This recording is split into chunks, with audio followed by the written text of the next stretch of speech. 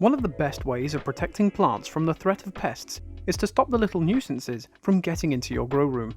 Here we shed some light on an often overlooked product that will enable you to do this successfully.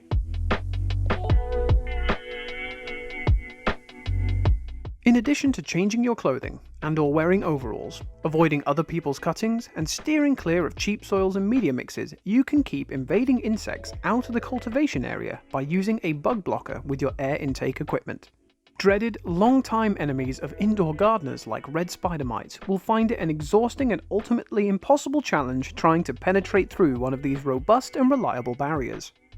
Now, smaller growers might not have an intake system in place, relying on vents instead to bring in the required fresh CO2-rich air.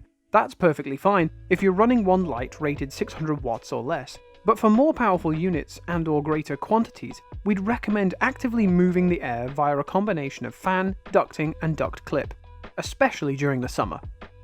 How a simple yet effective bug blocker is incorporated into an intake system depends on your particular setup, but in practice, there are two options, and both prove quick and easy. A bug blocker can be placed over the intake end of your fan when it sits outside of your tent or room, and ducting is attached to the outtake end to carry air into the growing area. Alternatively, a bug blocker can be placed over the open end of your intake ducting when the fan is inside of your tent or room, with ducting attached to the intake end of it to draw air in from a separate location. Whichever you prefer, just pop the product where it's needed and pull the drawstring to secure in place. So then, as you can see, using a bug blocker is very straightforward. Multiple sizes are available from us, and importantly, none of them will affect the airflow rate of your intake fan. If you're growing in a greenhouse, bug blockers aren't really an option. Instead, we suggest regularly opening up the vents to provide adequate airflow, whilst also using yellow sticky traps as an early warning system and a first line of defense against pests.